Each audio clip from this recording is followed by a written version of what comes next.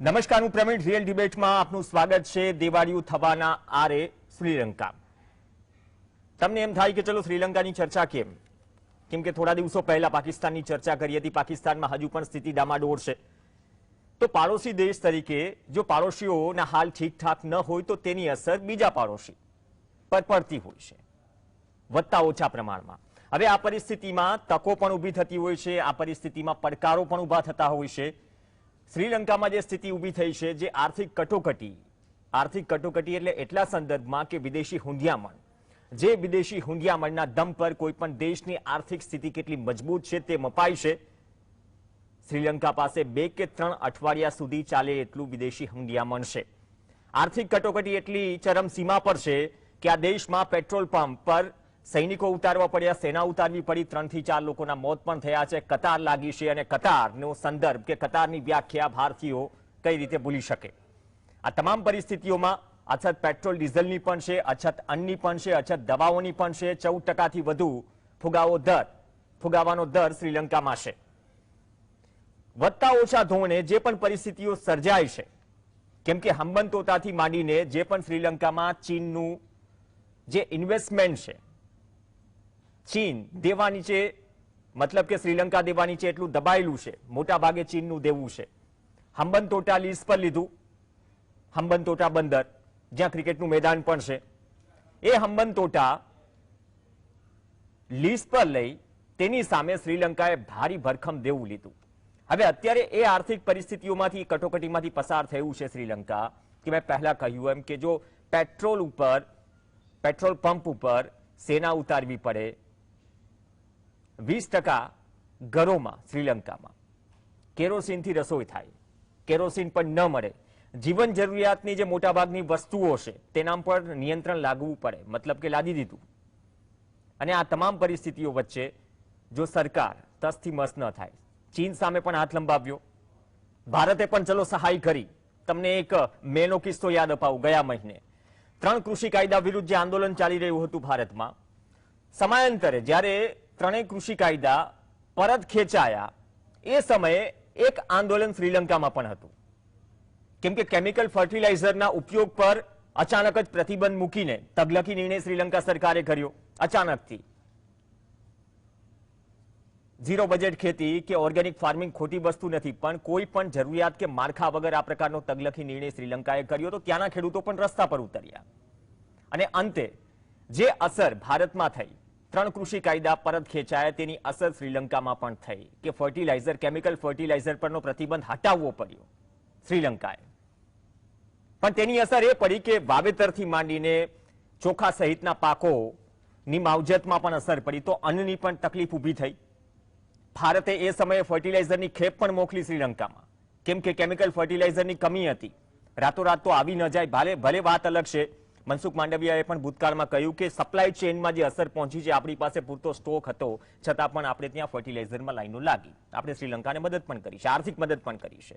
પણ આ તમામ પરિસ્થિતિઓ વચ્ચે શ્રીલંકા ઘેરાયેલું છે અને મૂળ ભારતીય તમિલનો વસવાટ ત્યાં છે. ભૂતકાળમાં એલટીટીઈથી માંડીને જે પણ કટોકટી સર્જાય તેનાથી પણ આપણે વાકેફ છીએ. ત્યારે આપણી સામે પણ પડકારો ઊભા થયા હતા. એ સમયના શરણાર્થીઓ ઘણા તમિલનાડુ ભૂતકાળમાં પણ આવી ચૂક્યા છે. તેમાંથી થોડા જ મહિનાઓ પહેલા, દિવસો પહેલા, તેમાંથી ઘણા શરણાર્થીઓએ આત્મહત્યા પણ કરી. અત્યારે મજબૂરી, મોંઘવારીથી માંડીને તમામ પરિસ્થિતિઓ છે કે તે શ્રીલંકા છોડવા મજબૂર છે. ત્યાંના નાગરિકો ભારત તરફ આવી રહ્યા છે. તો અહીં ભારતમાં તો તેમને નાગરિકતા નથી મળી રહી. હવે પરિસ્થિતિ તેમના માટે પણ હશે. તો અહીંયા ભારત માટે કયો અવકાશ, કઈ તક છે? દેવાળીઓ તો ફૂંકી દીધું, પાછળ ચીન છે અને ચીન ભારત માટે પણ પડકાર છે. તો આ જ મુદ્દે રસપ્રદ ચર્ચા કરવા માટે 3 ખાસ મહેમાન આપણી સાથે જોડાશે. ડોક્ટર જયનારાયણ વ્યાસ જોડાશે, આરાધના તલવાર જોડાશે અને કેતન શુક્લા જોડાશે. તમામનું સ્વાગત છે. વ્યાસ સાહેબ, આપથી જ શરૂઆત કરીએ. પાડોશી દેશ ઠીકઠાક હોય, કોઈ પરિસ્થિતિઓ ઉદ્ભવે નહીં ચિંતાજનક, તો બીજા પાડોશી દેશ માટે રાહતની વાત. શ્રીલંકાના કિસ્સાની વાત કરીએ. તમિલ ભાષા બોલતા મૂળ ભારતીયો ઘણા બધા ત્યાં વસે છે. ભારત માટે શ્રીલંકા કઈ રીતે વિશિષ્ટ મહત્વ ધરાવે છે? અને બીજી વાત કે અત્યારે જે પરિસ્થિતિ ઊભી થઈ છે, તો ભારત માટે તક કઈ પડકાર કયા? પ્રવીણભાઈ, આપે ખૂબ જ સાચી વાત કહી કે ભારત માટે શ્રીલંકા એ શું મહત્વ ધરાવે છે. તો પાડોશી દેશ એ હંમેશા અગત્યનો છે. આમે આપણે સામાન્ય રીતે સમાજમાં પણ એવું કહીએ છીએ કે પહેલો સગો તે પાડોશી. સગાવાલા તો દૂરના છે તો પછી આવે, પણ પહેલા તમને મદદરૂપ થાય પાડોશી. હવે એ પાડોશી સાથેના સંબંધો જયારે તમારા વકરે ત્યારે ત્યાં જે માંદગી આવે કે ત્યાં મુશ્કેલી આવે એ તમારે ત્યાં આવવાની છે સમજીને ચાલવા. અને એટલે હજુ આપણે પૂરેપૂરા LTTF જે અલગ તમિલ દેશ કરવા માટેનો જે આખું મુહિમ છેડી હતી, શ્રીલંકાએ એને લગભગ થાળે પાડી છે, પણ હજુ નથી શ્રીલંકા 100% શ્યોર કે શું કરવાનું છે. કારણ કે શ્રીલંકાથી જે શરણાર્થીઓ અહીંયા આવ્યા એને નથી શ્રીલંકા પાછા લેતું, નથી ભારતની નાગરિકતા મળતી. એટલે આવા બધા પ્રશ્નો લટકતા રહે તો ક્યારેક એમાંથી ઉભું થતું વિશ્વમન એ આપણા વડાપ્રધાન રાજીવ ગાંધીને ભરખી ગયું. વાંક શું હતો? વાંક એ હતો કે પીસ કીપિંગ ફોર્સ એમણે શ્રીલંકામાં મોકલ્યા. અત્યારે શું થયું છે? અત્યારે પણ હવે જે પેલાનો તો હજુ પેલો આખો પ્રશ્ન હજુ એમ જ ટીંગાય છે. નથી શ્રીલંકા પાછા લેવા તૈયાર, નથી ભારતની નાગરિકત્વ અપાતું. હવે બીજો રાઉન્ડ શરૂ થયો છે. શ્રીલંકામાં આર્થિક કટોકટી ઉભી થઈ. પહેલી મિલિટરી કટોકટી હતી, આ આર્થિક કટોકટી ઉભી થઈ. આજે શ્રીલંકા પાસે 3 અઠવાડિયાથી ચાલે એનાથી ઓછું વિદેશી ઊંડિયામણ છે. એને જે અતિ ઉત્સાહમાં આવીને ગમે તે એના સલાહકારોએ ભૂલ કરી કે જેમાં એને કેમિકલ ફર્ટિલાઇઝર્સની આયાત સંપૂર્ણપણે બંધ કરી દીધી. એટલે પોતે એકાએક રાતોરાત એને ઓર્ગેનિક ફાર્મિંગ કન્ટ્રી બનવું હતું. એટલે અનાજની તકલીફ છે. અને પેટ્રોલ, ત્યાં કેરોસીન એ 20% લોકો રાંધવા માટે પણ વાપરે છે ને એ પેટ્રોલ પંપથી જ વેચાય છે. તો પેટ્રોલ અને કેરોસીનની એટલી જબરજસ્ત તંગી થઈ છે કે તમે જો આર્મી ના મૂકો તો રમખાણો થઈ જાય. હવે ક્યાર સુધી આર્મી એને કાબુમાં રાખશે એ પણ પ્રશ્ન છે. કારણ કે ખાવા જ નહીં હોય માણસ પાસે તો ભૂખ્યા જનોનો જઠરાગ્નિ જાગશે, ખંડેરોની ભસ્મકણીને લાગશે. ક્યાં સુધી પરિસ્થિતિને તમે કાબુમાં રાખી શકશો એ એક મોટી સમસ્યા બનવાની છે શ્રીલંકા માટે આવનાર સમયમાં. અને એના શ્રીલંકામાં હોળી પ્રગટશે એના તણખા આપણને પણ ઉઠશે. એટલે આ પરિસ્થિતિમાં શ્રીલંકા મુકાવી શકે. જ્યાં સુધી વૈશ્વિક વ્યાપારને લાગવા વળગે છે ત્યાં સુધી આમ પશ્ચિમથી પૂર્વ જવા અને પૂર્વથી પશ્ચિમ જવા માટેનું ટ્રાન્ઝિટ પોઈન્ટ છે શ્રીલંકા. એટલે એ પણ એક પ્રશ્ન વૈશ્વિક વેપાર માટે પણ ઉભો થયો છે અને એ પ્રશ્ન કેટલો વકરશે એ જોવાનું રહ્યું છે. આ બધાની અસર નીચે શ્રીલંકાની પાસે જે નાણાકીય તાકાત હતી સાવ તૂટી ગઈ છે. અને આપણે સાચું કહ્યું કે હમ્બનટોટાનું જે પોર્ટ લીઝ આપી અને જંગી દેવું એને ચીન પાસેથી કર્યું છે. ચીનનું એવું છે કે એ દેવું આપવા માટે સદૈવ તત્પર હોય છે અને પાછું લેવા માટે પણ એટલી જ પઠાણી ઉઘરાણી કરે છે. એટલે હવે શ્રીલંકાએ એની ઉઘરાણીને ફેસ કરવાની છે. ચીને કાંડું આંબળ્યું છે કે હવે અમારા જે પૈસા તમારે આપવાના થતા હોય તે પાછા આપો. શ્રીલંકાએ બુદ્ધિનું પ્રદર્શન કરીને સિલ્ક રૂટમાં ઇન્વેસ્ટમેન્ટ કર્યું છે, પણ એની અર્થવ્યવસ્થાને તોડવા માટે જવાબદાર છે. એટલે આ બધા જ પ્રશ્નો ભેગા કરીએ આપણે તો જે પરિસ્થિતિ વિદેશી હુંડિયામણની 1990ના પહેલા વર્ષ બીજા વર્ષમાં ઉભી થઈ અને જયારે આપણે સોનું ગીરવે મૂકવું પડ્યું એ પરિસ્થિતિને લગભગ સમકક્ષ પરિસ્થિતિ ઉભી થઈ છે. શ્રીલંકાની પાસે નથી અનાજ આયાત કરવા માટેના પૈસા, નથી પેટ્રોલ ડીઝલ આયાત કરવાના માટેના પૈસા, નથી અન્ય એસેન્શિયલ કોમોડિટીઝ એટલે ફાર્માસ્યુટિકલ મેડિસિન આયાત કરવાના પૈસા. એટલે શ્રીલંકા આમાં એવું ભરાયું છે કે એ કેટલા સમય સુધી રહી શકશે એમાં ભરાયેલું ખબર નહીં.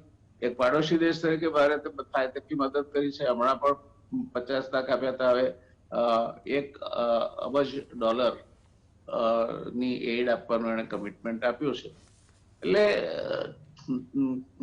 પેલો થૂંકના સાંધા કરી અને તમે તૂટેલી દિવાલને સાંધી ના શકો. એટલે આ થૂંકના સાંધા કરીને શ્રીલંકા ક્યાં સુધી ચલાવશે? કારણ કે ડેટ એટલે દેવું, અને ડેટ સર્વિસેબિલિટી એટલે દેવું પાછું વાળવાની જે ક્ષમતા છે તે તો શ્રીલંકા પાસે આજે છે નહીં. અનાજ નહીં મળે તો શ્રીલંકામાં અનાજ અને પેટ્રોલ ડીઝલ માટે, કેરોસીન માટે તોફાનો કે રમખાણો ફાટી નીકળે તો આપણે બહુ નવાઈ પામવા જેવું નહીં. ભારત એનાથી બનતી મદદ કરી રહ્યું છે. ભારત એને મદદ કરે તો પણ એને એનું ગાંઠપણ છોડવું પડશે. તો કેમિકલ ફર્ટિલાઇઝર ને મેં આયાત નહીં કરી અને અમારે we want to become the organic land, તેવું તે ચાલે નહીં. ટુરિઝમને આપણે વાત કરી તો એ 15% શ્રીલંકાની આવકનો ભાગ છે. અને જે અર્થવ્યવસ્થાને એક મોટો ફટકો મારતો ગયો કોવિડ, એ પાછું કંઈક નહીં આવે નવું જો લેયર તો દવાઈ બાકી આવશે તો then you are again between the devil and deep sea. એટલે આ પરિસ્થિતિમાં શ્રીલંકાની સ્થિતિ બહુ ખરાબ છે. ભારત જેટલી મદદ કરે એટલી બધી જ બોટમલેસ વેસલમાં જેમ જતી રહે એમ જતી રહેશે. અને સરવાળે શ્રીલંકામાં આજનું મત કાલ ઠેલી શકાય, પણ આજનું મત 10-12 વર્ષ પાછું ઠેલી શકાય એ કોઈ શક્યતા દેખાતા નથી. મતલબ કે કપરી પરિસ્થિતિમાં છે, આર્થિક સંકટમાં છે. હવે આ કપરી પરિસ્થિતિમાં વ્યાસજી તમે કહ્યું, તમે જે ટુરિઝમની વાત કરી કે 15% આવકનો હિસ્સો હતો જીડીપીમાં 5% સુધી પહોંચી ગયો. હવે જે નવી વિદેશ મુદ્રા પર જે કડક પ્રતિબંધો લાદ્યા છે સેન્ટ્રલ બેન્કે શ્રીલંકાની, તે પણ એક હિસ્સો છે. કેમ કે આવકનો મુખ્ય સ્ત્રોત તેના ઉપર કુવાડા પર જ પગ મારી દીધો, તે પણ જવાબદાર. બીજા સંકટો તો છે જ. હજુ એક મુદ્દો બાકી રહે છે. શ્રીલંકાના જે નાગરિકો વિદેશમાં નોકરી કરીને પોતાના ઘરે પૈસા મોકલતા હતા, પણ સમ સ્ટ્રેન્જ રીઝન્સ એ લોકો એના પર પણ પ્રતિબંધ મૂક્યો છે. અને માત્ર ને માત્ર આ આર્થિક સંકટ છે એવું નહીં માનતા.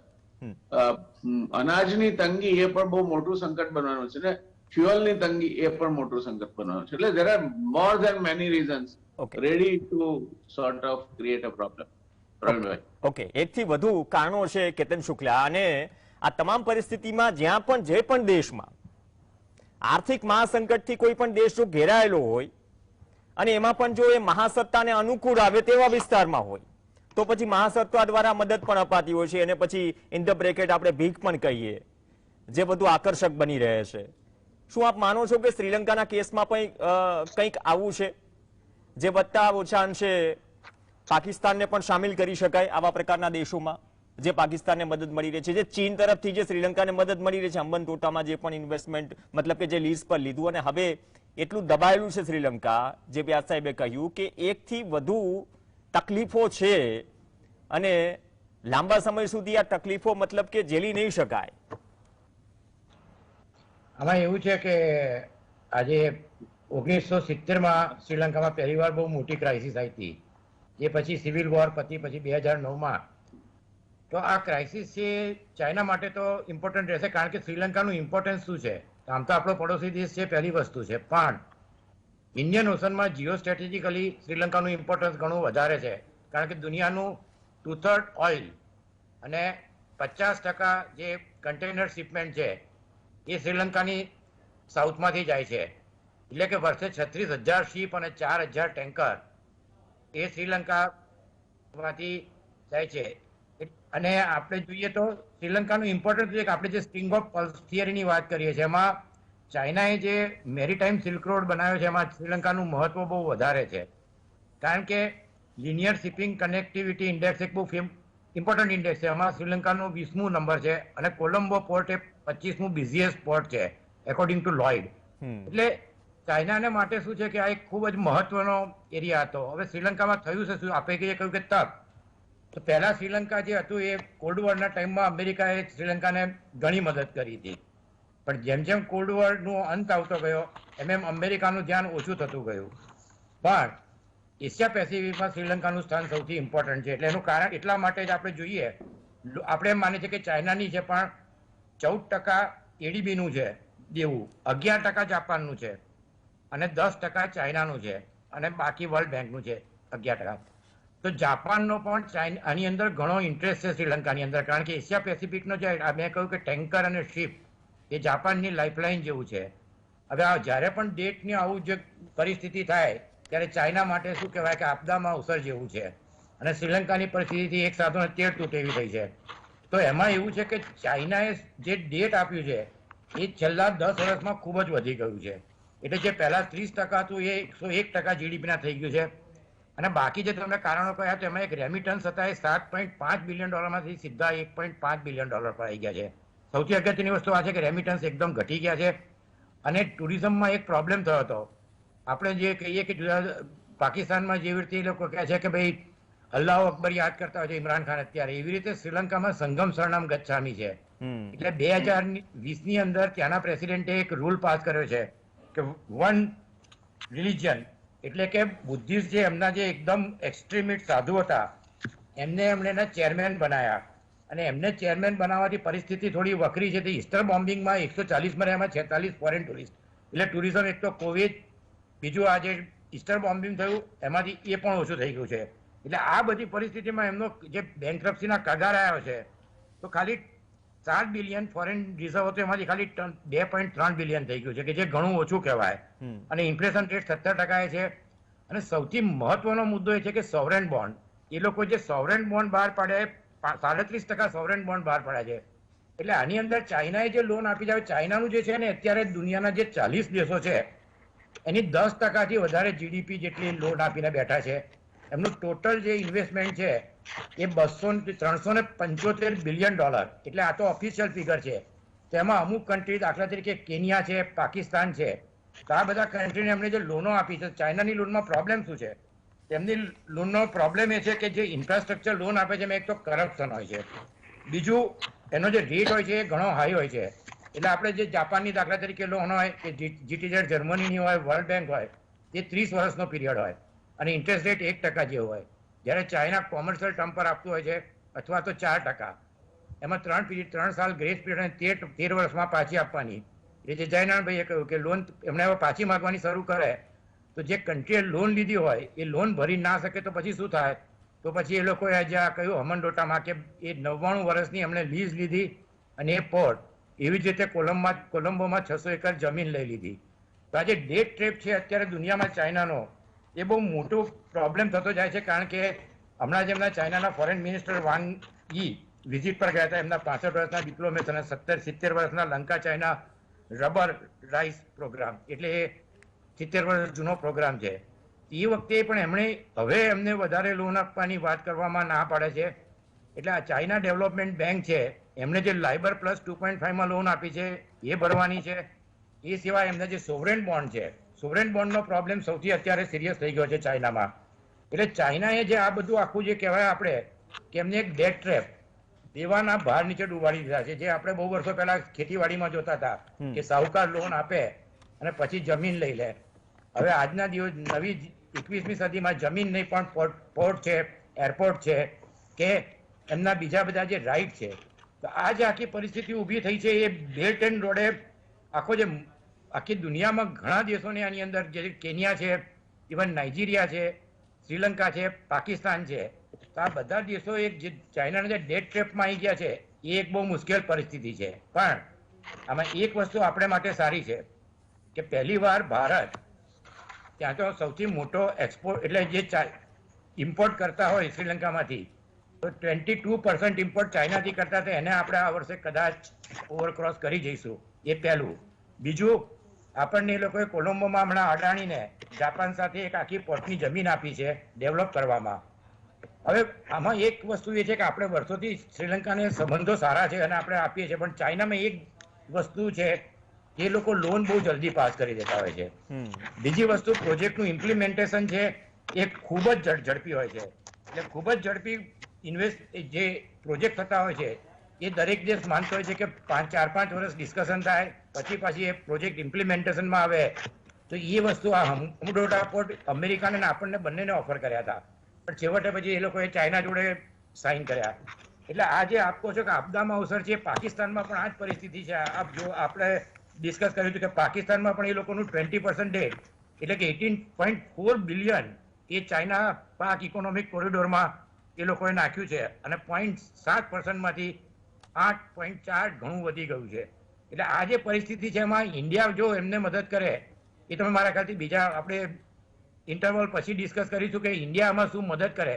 તો આપણે એ લોકોને સારી એવી મદદ કરી છે અને આપણે માટે એક બહુ અગત્યની તક છે. કારણ કે એક આપણે જોઈએ તો ઇન્દિરા ગાંધીની જે જીઓ સ્ટ્રેટેજિક નીતિ હતી એ બહુ જેને કહેવાય ને કે દૂરંદેશી વાળી હતી. એમણે પાકિસ્તાનના 2 કકડા કર્યા. શ્રીલંકામાં પણ એ લોકોનું જે મુવમેન્ટ હતી તો શ્રીલંકા કે આપણા આજુબાજુના અડોશીઓ પડોશીઓ નબળા હોય અને આપણી પર નિર્ભર રહે, એ સૌથી સારામાં સારી ફોરેન પોલિસી કહેવાય. પણ રાજીવ ગાંધીને જો જેણે સલાહ આપી, એમના ઘણા નામ નથી આપતો, ઘણા અત્યારે બી ઇમ્પોર્ટન્ટ છે, એમાં જે કાચું કપાયું છે એને લીધે આપણે અત્યારે શ્રીલંકામાં આપણું જે પહેલા કરતા જે આપણી જે હોલ્ડ હતો એ ઓછો થઈ ગયો છે. બીજી વસ્તુ, શરણાર્થીઓ, તો મંડપમ જે કેમ્પ છે ત્યાં શરણાર્થીઓ આવવાના શરૂ થઈ ગયા છે. એટલે એ પણ એક પરિસ્થિતિ આપણે માટે થોડી મુશ્કેલ બની શકે. તો આ પરિસ્થિતિમાં આપણે એમને જેટલી મદદ કરી શકીએ એ વધારે આપણે માટે ફાયદાકારક છે. કારણ કે આપણે માટે પણ એ ઇન્ડિયા ઓશન પેસિફિક રિમ, જે મેં કહ્યું કે જાપાનનું ડેટ ઇવન ચાઇના કરતાં વધારે છે.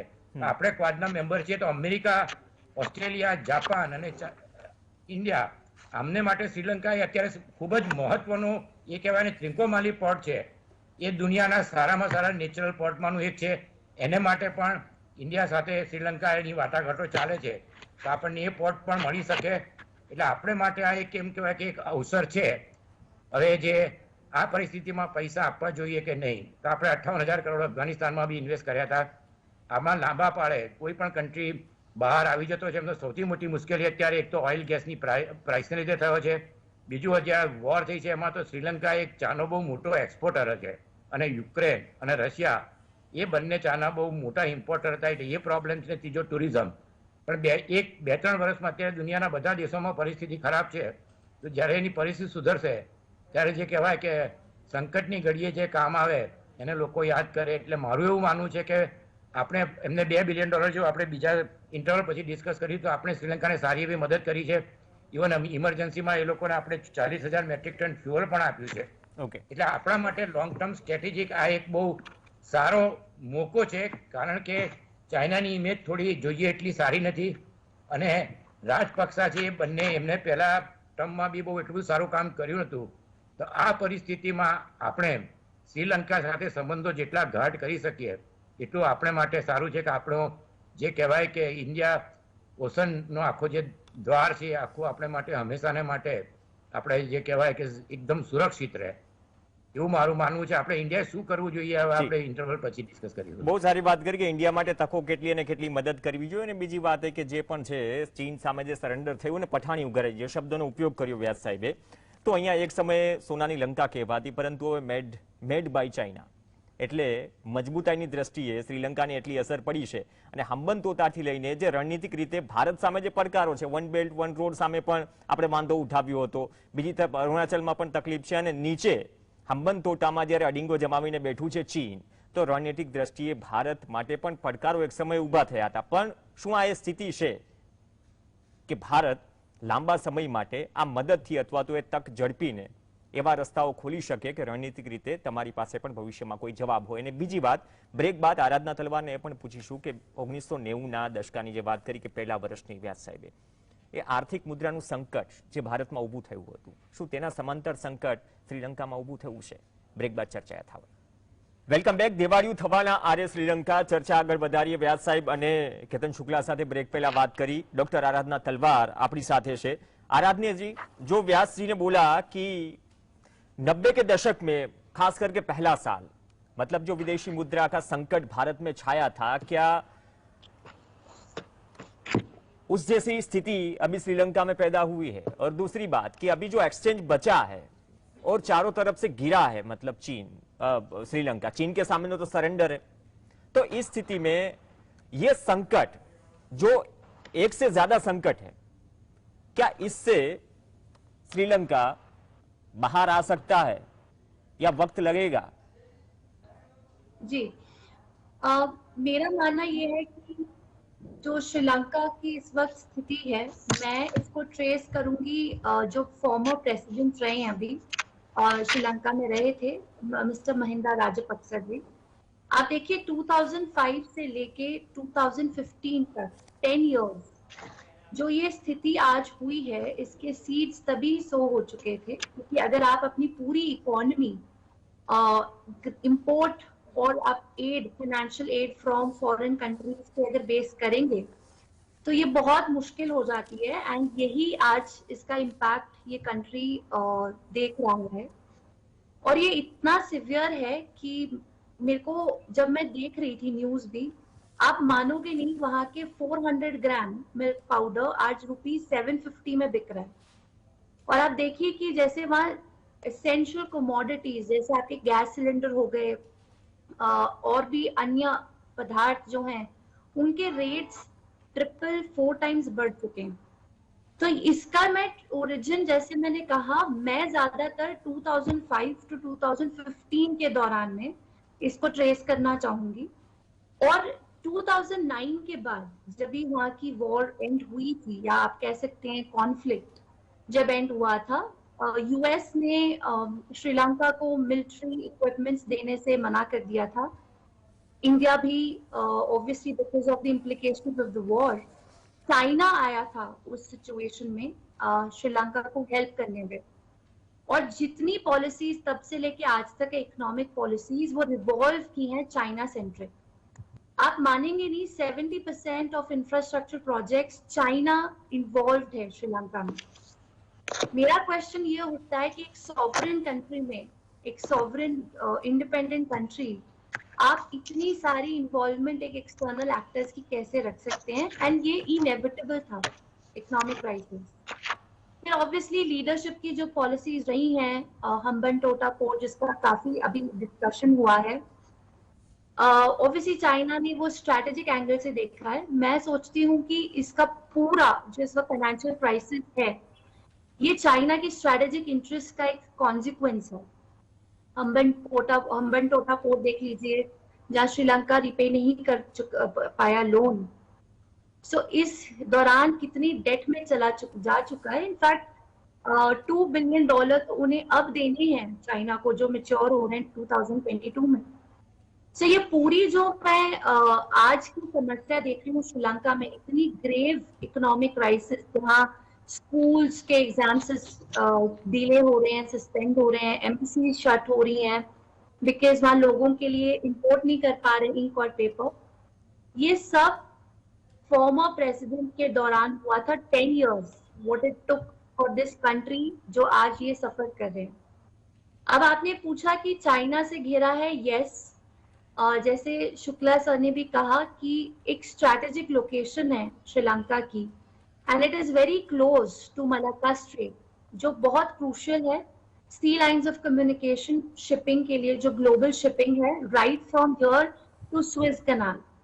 तो एक तरह से आप देखिए लीवे है आपकी मेडिटेरेनियन एंड ऊपर के जो कंट्रीज हैं, तो जोग्राफिक एंड स्ट्रैटेजिक लोकेशन बहुत इंपॉर्टेंट है इस कंट्री का, जिस कारण चाइना का इंटरेस्ट बहुत बरकरार रहा है श्रीलंका में। It is all strategic interest and Sri Lanka मेरा मानना है कहीं जाके it fell prey to China's plans. और आप देख लीजिए BRI देख लीजिए etcetera and 10 other programs given by China. यहाँ तक कि आप देखिए हम्बनटोटा पोर्ट तो एक बात है, कोलंबो पोर्ट सिटी डेवलपमेंट जो बहुत बड़ा इंफ्रास्ट्रक्चर प्रोजेक्ट है, वो भी चाइना कंट्रोल्ड है, चाइना इन्फ्लुएंस्ड है। दूसरा मेरा क्वेश्चन ये उठता है, और मैं हमेशा इस चीज को मानती हूँ 2005 से 2015 तक जितने पॉलिटिकल कैंपेन्स हुए हैं राजपक्सा फैमिली के, रिपोर्ट्स के हिसाब से काफी फंडिंग चाइना से आई है। इन्होंने अपने वोटर्स को खुले गिफ्ट्स दिए हैं, साड़ीज दी हैं, so many things they have spend it. Money कहाँ से आता है, इसका ऑब्वियस डायरेक्शन एंड पॉइंट जाता है चाइना से। जो फंडिंग होती है, या तो ये हम्बन टोटा का जो इन्वेस्टमेंट है अपने डायरेक्ट करते हैं अपने पॉलिटिकल यूज के लिए, या फिर चाइना से डायरेक्ट फंडिंग हुई है। तो आप देखिए कि किस हिसाब से इनकी इकोनॉमिक पॉलिसीज स्ट्रक्चर हुई हैं। हाल फिलहाल में एज रेडिकल प्रोग्राम्स की हम बैन करेंगे केमिकल फर्टिलाइजर्स, ऑर्गेनिक फार्मिंग पे जाएंगे। माय क्वेश्चन इज, आपने अपने देश के फार्मर्स को प्रिपेयर किया था इस सिचुएशन के लिए? Definitely not. As a result food prices बढ़ चुके, एग्रीकल्चरल प्रॉब्लम्स आ चुकी इस कंट्री में, एंड इट एडेड ऑन। तो China and plus the failure of economic designing of their policies together है जो आज ये देश सफर कर रहा है। अब इससे बाहर निकल सकता है ये तो इस कंट्री की एक इंडिपेंडेंट पॉलिसी ही बचा सकती है इस कंट्री को। इस वक्त इनके पास दो रिजॉर्ट होता है जब भी कोई क्राइसिस आए हैं, एक चाइना, दूसरा इंडिया। चाइना ऑलरेडी कहते हैं कि थोड़े रिलेशन स्ट्रेन हुए हैं बिकॉज श्रीलंका ने हाल फिलहाल में उनका फर्टिलाइजर कंटेनमेंट बैन किया था।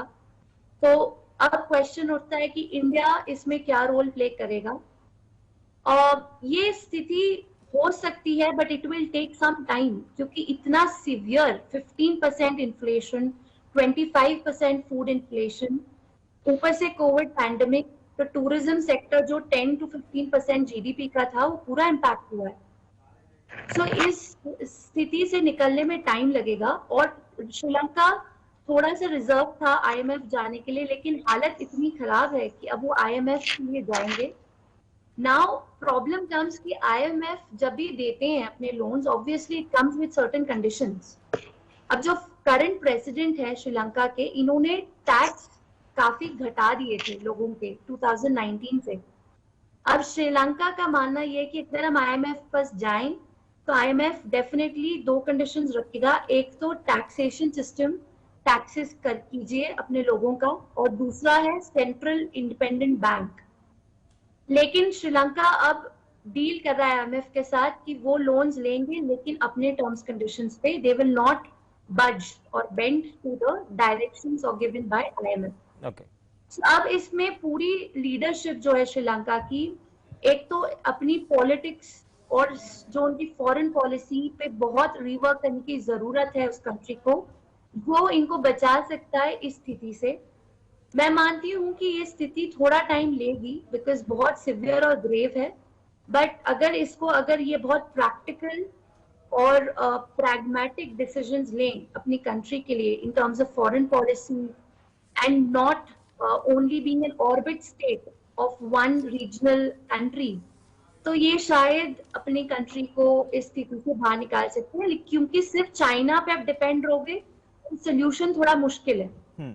They need to open their doors, and मैं तो यहाँ तक कहना चाहूंगी कि India should also think of exploring the opportunity, क्योंकि इंडो पैसिफिक हमारे लिए जरूरी है।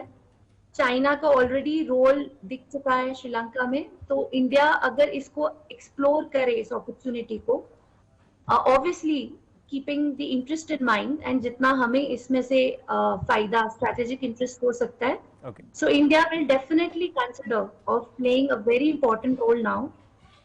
एंड और करना भी चाहिए बिकॉज रिफ्यूजी प्रॉब्लम्स ना शुरू हो जाए हमारे सदर्न स्टेट्स में।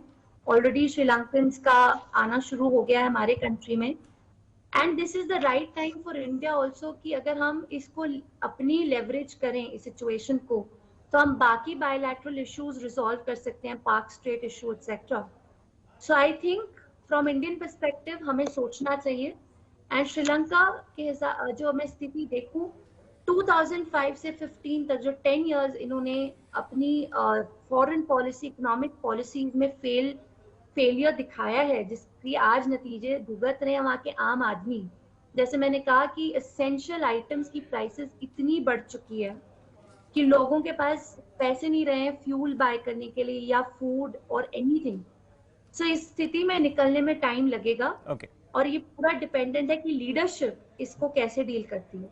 ઓકે મતલબ કે આ સ્થિતિમાંથી નીકળતા સમય લાગશે. વ્યાસજી, આમાં એવું થાય ને, હું આ થોડું ઓર્ગેનિક ફાર્મિંગ પર આવવા કરતા પહેલા રાજપક્ષેની નામ લીધું હતું કે તગલકી ઘણા નિર્ણય લીધા. એક સમય તો સાહેબ ક્રિકેટ ટીમમાં પણ, શ્રીલંકન ક્રિકેટ ટીમમાં 11 માંથી 3 કે 4 રાજપક્ષે જે સ્થિતિ હતી. હવે ઓર્ગેનિક લાવવામાં, રાતોરાત લાવવામાં જે થોપી બેસાડ્યો નિર્ણય, હવે કૃષિ અધિકારીઓથી માંડીને પણ કહ્યું કે સાહેબ આપણે એ સ્થિતિમાં નથી, આપણી પાસે વ્યવસ્થા નથી, ખેડૂતો પણ રસ્તા પર ઉતર્યા. આપણે ત્યાં પણ 3 કૃષિ કાયદાનો વિરોધ થઈ રહ્યો હતો. તેના સમાંતર ત્યાં પણ માંગ થઈ રહી હતી કે ભાઈ ફર્ટિલાઇઝર અચાનકથી કેમ ખતમ કરો છો? કેમિકલ ફર્ટિલાઇઝર આપણે મોકલ્યા.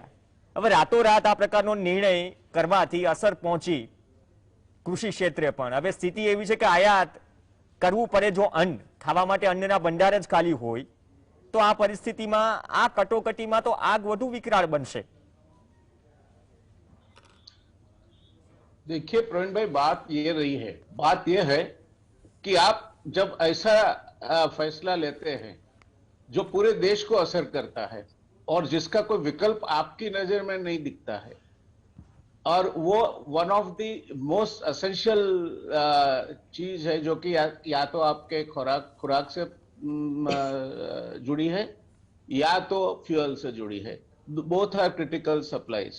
आपकी जो आय थी वो टूरिज्म पे बड़ा घात हुआ है.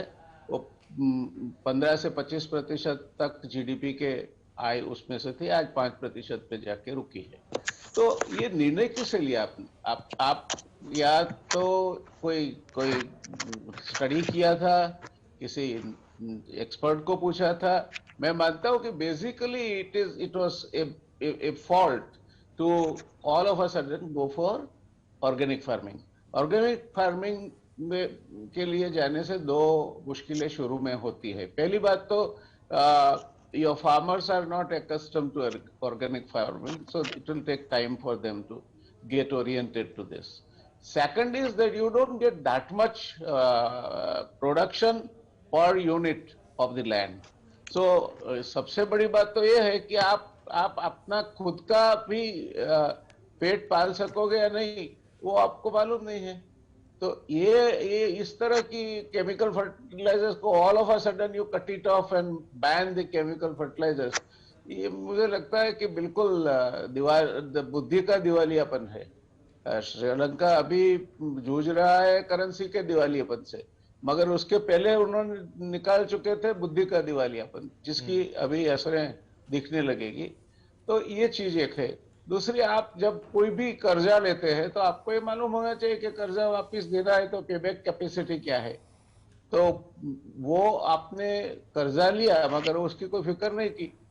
तो ये बड़े बड़े मॉन्यूमेंट, जो बड़े बड़े मॉन्यूमेंट्स है, monumental projects, any country where you created it and at the end of it your tenure will be over, आपका पूरा समय खत्म हो जाएगा, मगर जो आप उसके बाद जो आता है उसके सर पे वो गठरी रखी होगी जिसको सर्व करनी होगी आपको.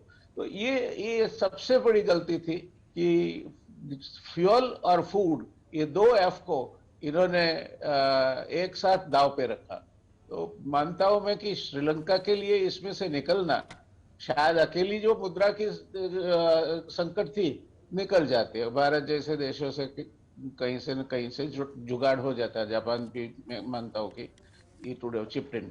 मगर आपको इतने पूरे देश के लिए खाना जुटाना है तो कहां से लाओगे? भारत के पास सदनसीबी ये है कि अभी 2 साल तक चले इतना खाना अन्न उनके रिजर्व में है. तो वो जो रिजर्व है भारत के खाद्यान्न के, मैं मानता हूं कि भारत की स्थिति बहुत मजबूत है. अभी और कोई अखत तो ये किए बिना they can commit at Sri Lanka कि हम 1 साल आपका, और श्रीलंका उतना बड़ा देश भी नहीं है. तो ये एक चीज हो सकती है कि जब भारत गेहूं या चावल इनको फीड कर सके. और जैसे गृहिणी के लिए कहा जाता है कि the art of reaching the heart of her man passes through the stomach. आप क्या खाना बनाते हैं, क्या खिलाते हैं, उस पे आपके पतिदेव के साथ के ताल्लुकात भी काफी ताल्लुकात रखते हैं। तो ये सब चीजें जो है, आज मौका मिला है भारत को, और भारत को ये मौका नहीं चूकना चाहिए। और मैं मानता हूँ कि ये आज इर्द गिर्द की बातें सोचे भी ना, श्रीलंका को अभी अभी हमने $2 बिलियन तो कमिट किए हैं। अब जो भी हम कर सके करना चाहिए, और उसके बाद छोड़ देना नहीं चाहिए। हमारी तकलीफ क्या है कि जैसे अफगानिस्तान की बात की हमारे भाई केतन भाई ने, तो अपने अफगानिस्तान में हमारा कोई लॉबी बनाई ही नहीं। हम पैसे दिए और वही हादसा ईरान में हुआ। ईरान में आप इतने वो उछल कूद के बता रहे थे कि अब गदर के विकल्प में हम शबोहर को पेश करेंगे। तो ये ऑल ऑफ अ सडन पलट कैसे गया? तो आपने क्या कोई पॉलिटिकल लॉबिंग वहां नहीं किया था? आपके कोई लॉबिस्ट नहीं थे? आपकी इंटेलिजेंस सिस्टम्स वर फेलिंग। तो ये भारत की दूसरी तकलीफें जो है ना, वो बहुत खतरनाक है कि यूरोप अपने पूर्वांचल सीमा पर 624 से ज्यादा विलेजेस चाइना खड़े कर दे और हम रघुपति राघव राजा राम गाते रहे, तो ये कैसे चलेगा? तो शाम दाम दंड और भेद, चाणक्य नीति का एक बात मुझे बहुत पसंद है। उन्होंने बोला है कि 4 में से 4 पहिए पे खटिया टिकती है, उसमें से भेद का जो पहिया है वो सबसे इंपॉर्टेंट है। तो जिस राज्य का भेद का तंत्र खत्म हो जाता है, भेद तंत्र, जैसे हिटलर को भी अगर फेल किया हो पार्टली, तो भेद तंत्र ने किया था। तो ये भेद तंत्र आपका कर क्या रहा है? और राज्यों में भी मैं देखता हूँ कि जो कहीं उपयोग में नहीं आए उस पुलिस अफसर को डालते हैं आईबी में। अरे IB is the most important department for you. तो how can you put those who are not capable of handling any other assignment, या आप उनसे राजी नहीं है क्योंकि आपके पर्पज सर्व नहीं होते, तो उनको आईबी में डाल दो। ये हर सरकार करती है, कोई एक सरकार का ये मोनोपोली है ऐसा नहीं है, मगर ये सब सही मुश्किलें हैं। तो एक तो आप अगर, पहली बात तो आप ऑर्गेनिक फार्मिंग से कब कितना अन्न हासिल करेंगे, बिग क्वेश्चन मार्क। देन वो अनाज की अगर खाद खेती करता है किसान, तो उसकी कॉस्ट क्या होगी, production cost? It will be easily 1.5 to 2 times the present production cost. तो फिर वो बाजार में अभी 25% तो ये फूड में इन्फ्लेशन है, तो आप और कितना इन्फ्लेशन डालोगे उस पर? तो 50% इन्फ्लेशन डालोगे। क्या मिल्क पे आप जो अभी मिल्क पाउडर की बात कही, उस पे इन्फ्लेशन डालोगे? तो ये चाइना, ये श्रीलंका वाली बात मुझे इतनी सरलता से निपट जाए ये नहीं लगता। Sri Lanka has tied their string at various points in a hope that they will stabilize themselves and then they will take off. That is my personal belief is, whatever is the importance of Silk Road for the world, but it could not have been done financially. It is a folly for Sri Lanka. Similarly, your requirement of fuel, you must have immediate policy, because वो fuel ही नहीं होगा तो लोग खाएंगे कैसे? वहां 20% लोग तो केरोसिन से खाना पकाते हैं, तो आपके पास नहीं है तो क्या होगा? तो ये सब चीजें जो है, महीन कई चीजों पे आपको मैनूवर करना पड़ेगा। और ये परिस्थिति में अगर कहीं भी चूक हुई तो Sri Lanka will be ravaged with the internal rights. तो हमें ये देखना है कि क्या होता है क्या नहीं। हम आशा करते हैं, प्रार्थना करते हैं कि श्रीलंका इस दलदल में न फंसे, और मैं मानता हूं कि इसके आसार अलग है। ઓકે, બહુ સારી વાત કરી કેતનજી। 4 મિનિટ છે આરાધના તલવાર અને આપ પાસે જે વ્યાસ સાહેબે વાત કરી કે ભાઈ સંકટ તો લાંબુ ચાલશે, હવે એક્સપ્લોર કરવાની વાત આરાધનાજીએ કરી કે તક હવે એક્સપ્લોર કરીએ। પ્રિક્યોરમેન્ટની વાત કરી કે આપણી પાસે 2 વર્ષ સુધી ચાલે તેટલું અન્ન છે, તો આ પરિસ્થિતિમાં શ્રીલંકા સામેના સંબંધો સુધારવા અને લાંબે સમય સુધી જઈએ એ પ્રકારની પરિસ્થિતિમાં શું આપ માનો છો શક્ય તેટલા લાભ ઉઠાવવા જોઈએ આપણા ઇન્ટરેસ્ટમાં અને તકો ઝડપવી જોઈએ આવનાર સમય માટે? इसमें ऐसा है कि हमारे लिए तो अच्छी अपॉर्चुनिटी है। हमारा अनाज का भंडार कितना है वो बहुत ही मुश्किल कहना है। एक तो इस बार हमारा वीट का एक्सपोर्ट बहुत ज़्यादा होगा और दूसरा फूड कॉर्पोरेशन इंडिया में जो है अब मुझे लगता है अक्टूबर तक हमें अनाज 80 करोड़ लोगों को देना है, वो 2024 तक शायद चलता रहेगा। ये अनाज का तो हमारा ये है, पर हम श्रीलंका को मदद कर सकते हैं और अभी तक जो चीज़ें हुई है वो बहुत पॉजिटिव है। एक तो हमने $400 मिलियन का स्वैप दिया है, 40,000 मेट्रिक टन फ्यूल ऑयल दिया है, एक नई क्रेडिट लाइन दी है $500 मिलियन की, और साथ साथ जो उनका जो पेमेंट था, जो मैंने जैसे कहा कि चाइना का जो है, चाइना का एक शेक्सपियर में कैरेक्टर है शाइलॉक, तो उनका जो वो पठानी वसूली जैसा ही कह सकते हैं ऐसा है। हमने उनको कहा है कि ये जो $500 मिलियन का एशियन क्लियरिंग यूनियन का सेटलमेंट है वो डिफर कर दो, मीन्स वो बाद में हमें दे सकते हैं। और अभी हमने और $1 billion state bank of India से एसेंशियल कमोडिटी के लिए दिया है। ये सब जो क्रेडिट लाइन है इसमें एक फ़ायदा ये होता है कि हमारी जो चीज़ें हैं वो हम वहाँ भेज सकते हैं। जैसे मैंने अभी कहा कि हम इस साल शायद चाइना से आगे निकल जाएंगे और हम ओवरटेक कर सकते हैं, ये पहली चीज़ है। ये बहुत साल बाद हो रहा है, 15 साल बाद। और जैसा आराध्य जी ने कहा था कि 2005 से जो राजपक्सा थे उनकी पॉलिसी काफ़ी उनको डेट थी, जो आज इमरान खान भी पाकिस्तान में उनका $20 बिलियन का सेम प्रॉब्लम फेस कर रहे हैं। ये ऊपर आएगा कि नहीं, पर जरूर आ सकता है, क्योंकि ये पाकिस्तान में प्रॉब्लम है, श्रीलंका में है, पर ऐसा प्रॉब्लम अर्जेंटीना में 30 साल से चल रहा है। तो पाकिस्तान और ये श्रीलंका दोनों में एक प्रॉब्लम है कि वो IMF की लोन लेना नहीं चाहते, क्योंकि दोनों ने काफ़ी रिबेट दे दिया है, उन्होंने टैक्स कट दे दिया है।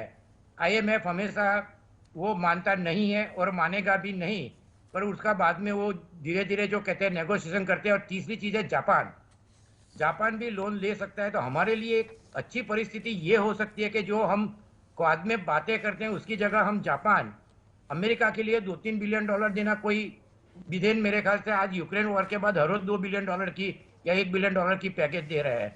तो श्रीलंका का ये प्रॉब्लम जापान भी उनको हेल्प कर सकता है, हम भी कर सकता है, और हम जापान के साथ कोऑर्डिनेट करके करें तो हमारा जो वॉल्यूम है बहुत बढ़ सकता है।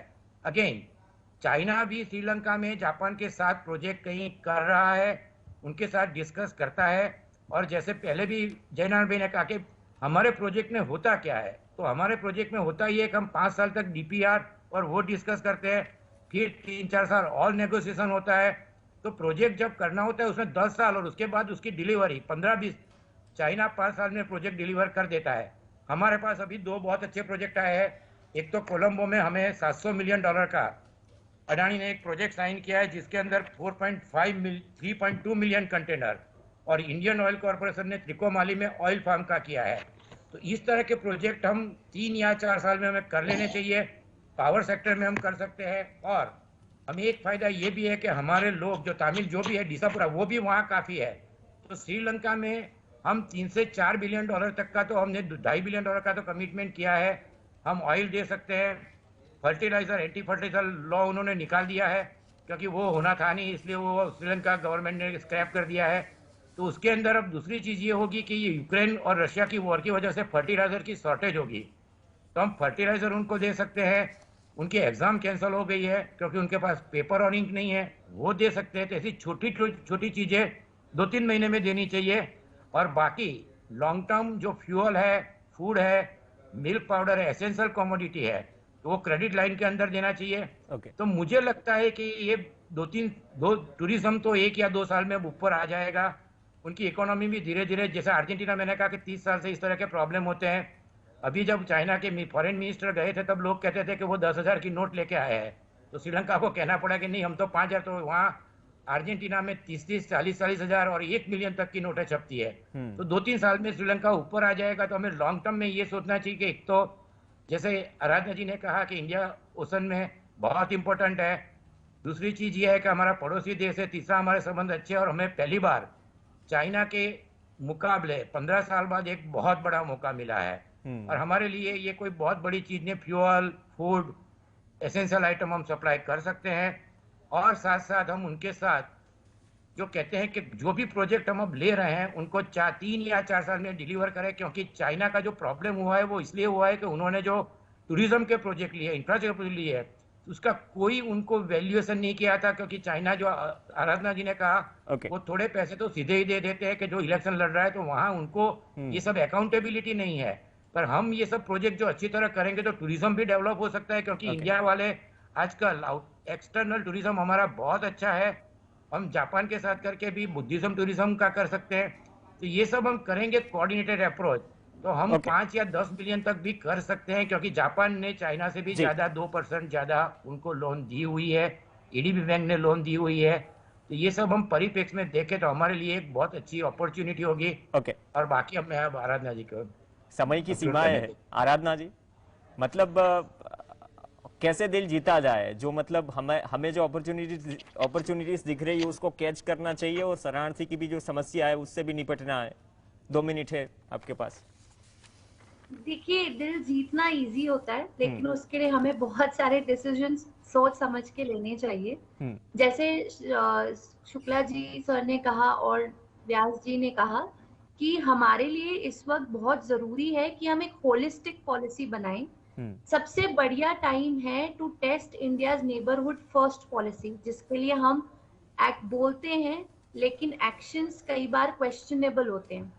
तो आई थिंक ये मेरे को obviously given all the due respect to people who are suffering in Sri Lanka, लेकिन मैं अगर इंडियन पर्सपेक्टिव से देखूं तो डिप्लोमेसी एंड पॉलिसी मेकर्स के लिए इंडिया नेबरहुड फर्स्ट पॉलिसी का बढ़िया टाइम है टू लेवरेज हाउ हम कैसे हेल्प कर सकते हैं। एंड दूसरी बात है, इंडो पैसिफिक जो इंडिया के लिए कोर है इस वक्त, security domain and maritime security, इससे बढ़िया situation to have Sri Lanka in our orbit as well. And जो चाइना के इस वक्त चाइना ओरिएंटेड पॉलिसीज 15 सालों से कर रहा है, तो ये शुक्ला जी ने बहुत सही कहा कि फर्स्ट टाइम हमें कुछ अपॉर्चुनिटी मिली है, हमें इसमें सोच के जरूर डिसीजंस लेने चाहिए।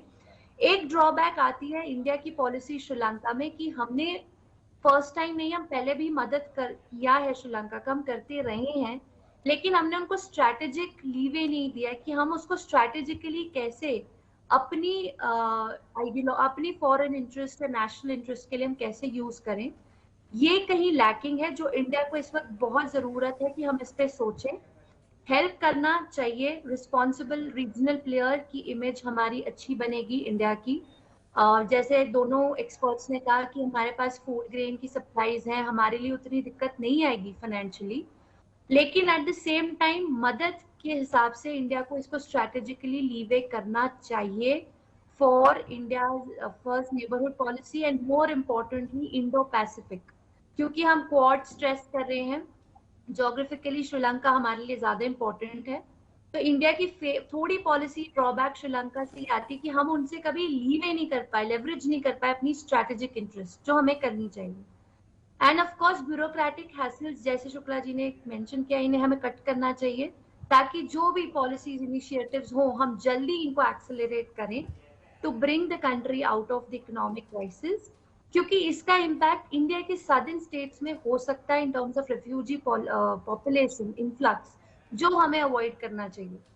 एंड जैसे व्यास जी ने बहुत एक अच्छा पॉइंट दिया, जो श्रीलंका विद इन अगर स्थिति नहीं सुधरी, अगर कोई राइट्स हो गए, again India will have to play a role there as well. तो इससे पहले ये सिचुएशन आए, इंडिया शुड मेक और reorient foreign policy to be more proactive, pragmatic and practical and quick decisions to ensure कि हमारे स्ट्रैटेजिक इंटरेस्ट भी बरकरार रहे। और ये हमें अपॉर्चुनिटी नहीं छोड़नी चाहिए, बिकॉज चाइना और श्रीलंका का इम्प्लिसिटली रिलेशंस थोड़े सार हो रहे हैं, इस वक्त स्ट्रेन हो रहे हैं, because Sri Lanka is not able to repay the loans. China obviously commercial interest से अपनी फॉरेन पॉलिसी खेलता है, उनको अगर वहां नुकसान दिख रहा है, they will not go further ahead helping. And सबसे इंपॉर्टेंट पॉइंट है इस वक्त पॉलिटिकल लीडरशिप ऑफ श्रीलंका। उनके फाइनेंस मिनिस्टर देख लीजिए, 2 मिनिस्टर्स, क्रूशियल मिनिस्टर सैक हुए, energy minister and food industries minister, क्योंकि वहाँ के जो फाइनेंस मिनिस्टर हैं वो एक यूएस सिटीजन है एंड ही विल इंश्योर कि वो एक प्रोपेगेंडा मतलब एक पॉलिसी ऐसी बनाए जो उनको कवर अप करते रहे उनके corruption cases. So this is the time where Sri Lanka also needs to think about reforming its own domestic structures in terms of political leadership, economic policies, and more importantly, I feel कि India को इस पूरी situation को seriously लेना चाहिए and we should think about कि हम अपने strategic interest इस वक्त कैसे attain कर सकें. Okay. जब और all the more जब China's foreign minister हमें मिलने आ रहा है to give us an invitation for BRICS. So आप देखिए कि regionally dynamics change हो रहे हैं thanks to Ukraine-Russia crisis. So it is adding to more strengthening of our strategic interest अगर इंडिया अच्छे से अपनी पॉलिसी लेवरेज करे श्रीलंका में. ओके, धन्यवाद. समयનો અભાવ છે. અભ્યાસજી આરાધનાજી અને ડોક્ટર કેતન શુક્લા, તો વાત એ નીકળી, આમ તો સમયનો અભાવ પડ્યો, ડિસ્કશન થોડું લાંબુ ચાલત, પરંતુ આફત શ્રીલંકામાં છે, અવસર વહેલી તકે સારા અવસરમાં પલટવાનો મોકો ભારત પાસે પણ છે, શરણાર્થીઓનો પડકાર પણ છે અને સાથે સાથે ચીન સાથેના જે પડકારો છે તેનો હળવા કરવાનો સમય પણ લાંબા સમય સુધી પાડોશીને સાથે રાખીને રણનીતિક રીતે કઈ રીતે આગળ વધવું જોઈએ એ પ્રકારની પરિસ્થિતિમાં ઘણું બધું ડિપેન્ડ કરશે ઇન્ડિયન માટેની જે સ્ટ્રેટેજીસ છે અથવા તો રણનીતિક જે ભાગીદારી કે જે નિર્ણયો છે એ આવનાર સમયમાં શ્રીલંકા માટે. આભાર ત્રણેય મહાનુભાવો ચર્ચામાં જોડાયા. આ સાથે ચર્ચામાં હાલ બસ આટલું જ. નમસ્કાર.